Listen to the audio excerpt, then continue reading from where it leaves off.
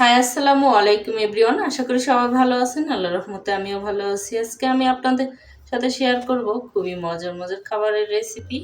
আমি আজকে কি রান্না করলাম এবং কি কি ইফতার বানালাম আপনাদের সাথে শেয়ার করি, চলুন। এই যে দেখতে পাচ্ছেন, আমি প্রথমে ফুলকপিটা ভাপ দিয়ে বেগুন আর আলু ভালো করে কেটে দিয়ে পরিষ্কার করে নিয়েছি। এখন আমি প্যানে তেল দিয়ে মাছগুলোকে ভেজে নিচ্ছি। এখানে কাতলা মাছটা আগে আমি পরিষ্কার করে লবণ হলুদ মরিচের গুঁড়ো দিয়ে ম্যারিনেট করে রেখেছিলাম। সেই মাছটা এখন হালকা ভেজে নেব। আমি এইখানে ডিপ কড়া ভাজবো না, কারণ হালকা করেই ভাজতে হবে, কারণ এটা আমি পরবর্তীতে রান্না করব। তাই এপিট ওপিট ভালো করে উল্টিয়ে আমি মাছটা ভেজে নিচ্ছি। এই রান্নাটা কিন্তু খুবই সহজ এবং খুবই টেস্টি। যেহেতু রোজার দিনে একটু সবজি না খেলে হয় না শরীরে।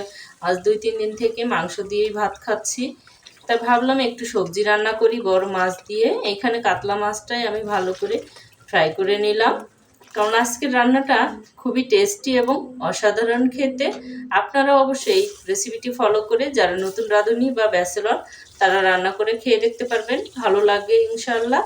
এই যে দেখুন, আমি প্রথমে আগে আলুটা ভেজে নিচ্ছি। মাছটা ভাজার ওই তেলেই আমি আলুটা একটু লবণ দিয়ে ভালো করে আলুটা ভেজে নেব, কারণ আলুটা একটু ভেজে নিলে খেতে দারুণ লাগে। আর নর্মালি কাঁচা দিলে একটু কেমন আলু আলু ফ্লেভার থাকে, ভাজি করে নিলে ওই ফ্লেভারটা থাকে না, খেতে টেস্টি হয়।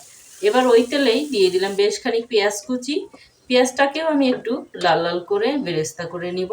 পেঁয়াজটা একটু লাল লাল হয়ে আসছে, কালার পরিবর্তন হয়ে আসছে। এখন আমি দিয়ে দিব সব ধরনের মশলা, লবণ হলুদের গুঁড়ো মরিচের গুঁড়ো, এবার দিয়ে দিলাম ধনিয়ার গুঁড়ো, তারপরে দিয়ে দিলাম একটু আদা রসুন বাটা, জিরা বাটা। এবার আমি ভালো করে একটু মিশিয়ে নেব। নিয়ে এখন এইখানে দিয়ে দিব কয়েকটা টমেটো। এখানে আমি 2টা টমেটো ছোট ছোট করে টুকরো করে নিয়েছি, কেটে ধুয়ে পরিষ্কার করে। বিচিটা আমি ফেলে দিয়েছি, কারণ আমি সবসময় বিচিটা ফেলে দিই, কারণ আমার কাছে বিচি থাকলে ভালো লাগে না, আর বিচিটা হজম হতে সমস্যা হয়, এই জন্য আমি বিচিটা ফেলে দিই। ওই কষানো মশলাতেই, টমেটো দিয়ে কষানো মশলাতেই আমি ফুলকপি আলু বেগুন সেটা দিয়ে দিলাম। সেই আলু ভেজে রাখা আলুটা, আর বেগুনটা তো কাঁচা বেশি লাগবে না, সিদ্ধ হতে লাগবে না, তার বেগুনটাও আমি ভেজে নিইনি। বেগুনটা আমি কাঁচাই দিয়ে দিয়েছি। দিয়ে ভালো করে কষিয়ে ঢাকনা দিয়ে ঢেকে আর একটু সিদ্ধ করে নিয়েছি।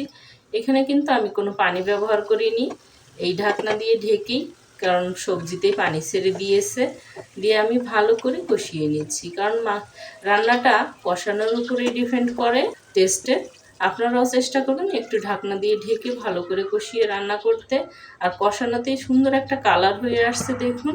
আর আমি পরিমাণ মতো পানি দিয়ে ঢাকনা দিয়ে ঢেকে রান্না করতে দিয়েছি। ঢাকনা তুলে কিছুক্ষণ পরে আরেকটু নেড়ে দিচ্ছি।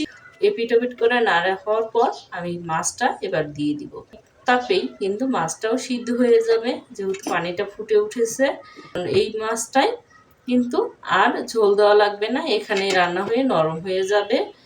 এই অল্প পরিমাণেই ঝোল দিয়েছি, কারণ আমার বেশি ঝোলের দরকার নাই। আর এখানে একটা লাউয়ের ডগা ছিল, সেই লাউয়ের ডগাটাও আমি দিয়ে দিলাম। এভাবে কিন্তু গ্রামে আমার মা চাচিদেরকে দেখেছি, তারা এভাবে লাউয়ের ডগা পাতা দিয়ে মাছ রান্না করে, খেতে অসম্ভব মজার। তাই আমি ভাবলাম যেহেতু আমার কাছে একটা লাউয়ের ডগা আছে, লাউয়ের ডগাটাও দিয়ে দিই, একসাথে খেতে ভালো লাগবে।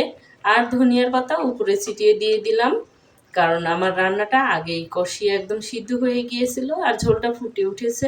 তাই আমার সবজি কিন্তু মোটামুটি ভালোই সিদ্ধ হয়ে গিয়েছে। তাই ধনিয়ার পাতাটা দিয়ে ভালো করে এবার ঢাকনা দিয়ে ঢেকে দিব, যাতে ধনিয়ার পাতার ফ্লেভার পুরো তরকারিতেই ছড়িয়ে যায়, আর সবজিগুলো খেতে কিন্তু অসম্ভব মজার হবে।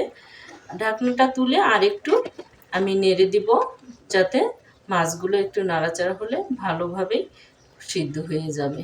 একটু নেড়ে দিলাম, আর উপরে আমি কয়েকটা কাঁচামরিচ দিয়ে দিব, কারণ আমি অল্প পরিমাণে মরিচের গুঁড়ো দিয়েছিলাম, তাই একটু কাঁচামরিচ কয়েকটা চিড়ে দিয়েছি, দিয়ে উপরে ছিটিয়ে দিয়ে একটু বসিয়ে দিয়েছি।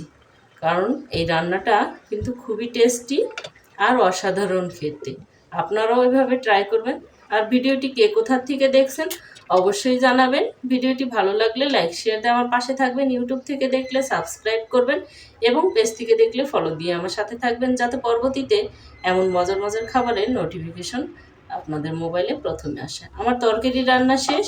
এবার আরেকটা চুলাতে আমি ছোলা এই যে ভুনা করে নিয়েছি, একটু ধনিয়ার পাতা দিয়ে এটাকেও আর একটু নেড়ে চেড়ে আমি এটাকে নামিয়ে ফেলবো, কারণ ধনিয়া পাতা দেওয়াতেই রান্নাটা কমপ্লিট। এই যে আমি বাটিতে ঢেলে নিয়েছি। আর এইখানে পেঁয়াজের জন্য রেডি করেছি, বেগুনের জন্য, চপের জন্য আমি বেসন একবারেই গুলিয়ে নিয়েছি। এখন আমি পেঁয়াজগুলোকে একটু ভেজে নিচ্ছি।